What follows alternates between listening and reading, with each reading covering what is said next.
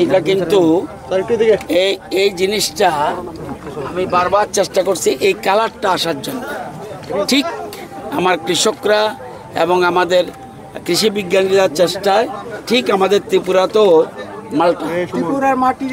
মালটা কিন্তু খুব কম হয়, কিন্তু ত্রিপুরাতে মালটা হলেও কালার আসে পরে অন্যরকম এরকম কালার আসে, কিন্তু এটা ঠিক গোল্ডেন টু মালটা অরিজিনাল। এটা কি কমলা কয় সঞ্জয়?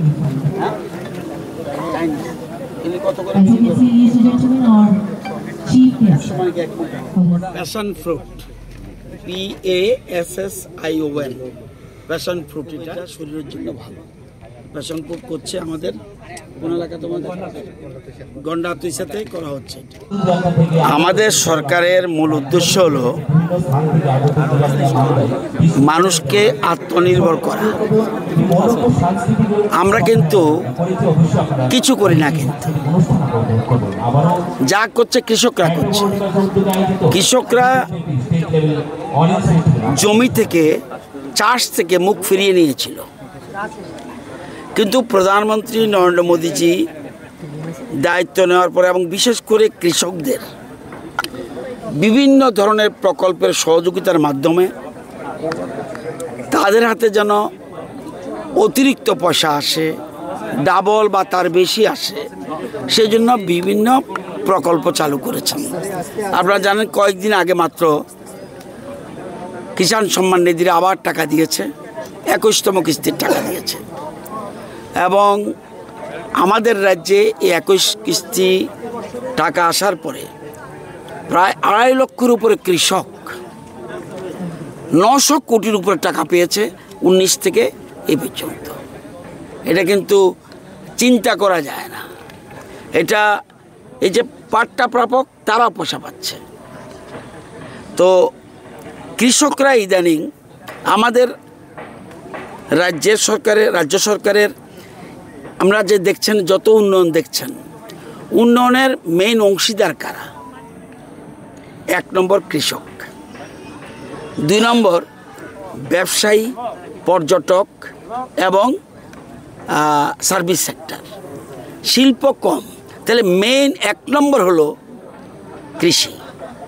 আমাদের ভিত্তি 100 টাকা যদি আমাদের রাজ্যের আয় হয়, 100 টাকার মধ্যে 46 টাকা আয় করে কৃষকরা। তাদের অবদান রাজ্যের উন্নয়নে 46%। আর ট্যুরিজম, সার্ভিস সেক্টর, ব্যবসা এক্ষেত্রে 41%। তার বাকি 13 মতো থাকে, এটা হলো শিল্প। তাহলে আমাদের মূল ভিত্তি কৃষি। কৃষির থেকে মুখ ফিরিয়ে নিয়েছিল। ইদানিং 7, 8, 10 বছর ধরে শুরু হয়েছে, কৃষকরা আবার একটু আগে দেখলেন একটা জিরানিয়ার এলাকার একটা লোক, সে অনলাইনে মালটা সে নিজে চাষ করছে। এক একটা মালটা কমলাতে একটু বড়, এক একটা মালটা 100 টাকা বিক্রি করে এবং লোক গিয়ে বাড়ি থেকে আনে। আমাদের মোসাম্বি, বিশেষ করে চিকিৎসা খুব টেস্টি। আমাদের ভিয়েতনামি মোসাম্বি, এটাও বিরাট ধরনের হয়। কমলা আগে কি পরিমাণ ছিল, এখন কি পরিমাণ আসছে। মুষ্টিমেয় এলাকাতে কমলা হতো। 1 জম্পু হিল, 2 সাকান, 3 কিল্লা, আর কত জায়গাত কমলা ছিল না। আমাদের সরকার আসার পরে যে যেটা করতে চায় তা আমরা সেভাবে সাহায্য করছে। এবং কৃষিতে যাতে আরও বেশি মানুষ ইনভলভ হয়, আমাদের সরকারের প্রচেষ্টা হলো তাই। আমরা চাই ঘরে ঘরে রোজগার। দেখছেন আমরা উনি বলছে, আমি জিজ্ঞাসা করেছিলাম আপনার ব্যাংকে কত টাকা, বলছে আমার ব্যাংকে টাকা মাত্র 299 সামথিং। আমার আসল ব্যাংক হলো মাঠ, আর রিজার্ভ ব্যাংক হলো আমার ছেলে। বলছে রিজার্ভ ব্যাংক হলো আমার ছেলে আর আমার ব্যাংক হলো মাঠ। এই দুইটার সমন্বয়ে আমি তৈরি করছি। ওনার ছেলেকে এগ্রিবিএসসি পড়াচ্ছে, পাস করিয়েছে। উদ্দেশ্য কৃষিকে আরও বেশি ডেভেলপ করা। ইদানিং কলেজে গেছি, আপনারা দেখলাম আমাদের রাজ্যে আগে বলতো পেঁয়াজ হয় না। আমাদের কৃষি কলেজের বিজ্ঞানীরা প্রমাণ করে দিয়েছে যে আমাদের রাজ্যে ভালো পেঁয়াজ হয় এবং সাদা এবং লাল দুটোটা পেঁয়াজ হয়। তো আপনারা দেখেছেন আলু আমাদের মানে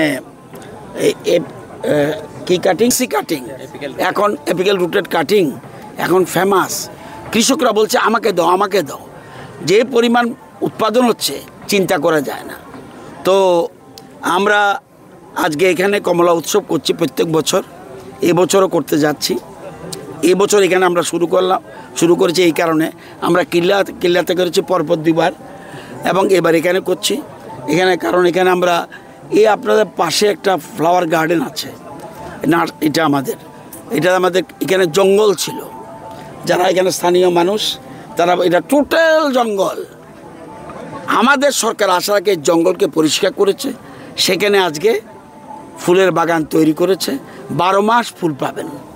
এবং এখানে আমরা কিছুদিন আগে ফাইল সই করেছি, স্টুডেন্টরা তারা ফ্রি আসতে পারবে, বাকিরা সামান্য পয়সার বিনিময়ে তারা ভিজিট করতে পারবে। যেমন সায়েন্স সিটি দেখবে, তখন সাথে সাথে কেউ যদি মনে করে আমরা ফ্লাওয়ার গার্ডেন দেখবে সেটাও দেখতে পারবে।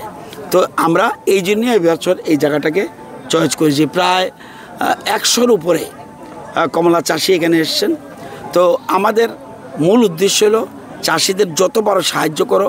আমরা পুরনো বাগানগুলিকে পুনরুজ্জীবিত করার জন্য প্রতি হেক্টরের জন্য 20,000 টাকা দিচ্ছি, সেটা যেন আবার নতুন করে করতে পারে, এগুলি আমরা করছি। আমাদের উদ্দেশ্য সোজা কথা একটাই যে ঘরে ঘরে রোজগার করতে হবে।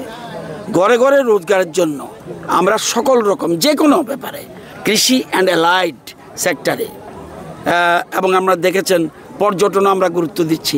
আমাদের যে জিনিসটা আমাদের সম্ভাবনা বেশি, আমি নিজে দুবাই গেছি, আমি নিজে কেরালা গেছি, আমি দেখেছি আমাদের যান এই গন্ডা তৈসা, যেটা আমরা বলি নারকেলকুঞ্জ বলি, দেখে আসলে বুঝতে পারবেন যে আজকের নারকেলকুঞ্জ কোন জায়গায়। আজকের জম্পু হিল, আমরা সেখানে আমরা বিভিন্ন ধরনের প্যারাগ্লাইডিং থেকে শুরু করে বিভিন্ন ধরনের আমরা কাজ করছি। মানে আকর্ষণীয় ট্যুরিস্টরা কীভাবে আসবে, আমরা দুটো জিনিস, এই যে 4টা জিনিস বললাম, কৃষি, ট্যুরিজম এবং এনার্জি পাওয়ার, আমরা সোলার পাওয়ারের উপরে গুরুত্ব দিচ্ছি। এই সোলার পাওয়ার অ্যান্ড ফরেস্ট, এই 4টা দিয়ে আপনারা একটু পরে শুনবেন আমি কি বলি। নীতি আয়োগ, আমাদের ফাইন্যান্স সেক্রেটারি এখানে আছেন, নীতি আয়োগ 17টা গোলের কথা বলেছে, যে কোন রাজ্য কীভাবে উন্নত সেটা নির্ভর করবে 17 গোলসের মধ্যে, যারা 100 করে পাবে সবাই 17 গোলসের মধ্যে, এবং সেটা যদি পূরণ করতে পারে তাহলে হবে উন্নত। আমরা কোনো রাজ্য বর্তমানে উন্নত না এবং আমরা উন্নয়নের দিকে যাচ্ছি। আমরা জানেন গোয়া 3টা ক্ষেত্রে, 17টার মধ্যে 3টা ক্ষেত্রে ফার্স্ট, ত্রিপুরা 2টা ক্ষেত্রে ফার্স্ট, এরকম কেরালা 3টা ক্ষেত্রে ফার্স্ট, আমরা ত্রিপুরা 2টা ক্ষেত্রে ফার্স্ট, না আমার কাছে আছে, আমি বলবো একটু পরে বক্তব্যে। আমরা কিন্তু 2টা, এবং পশ্চিমবঙ্গ নীল।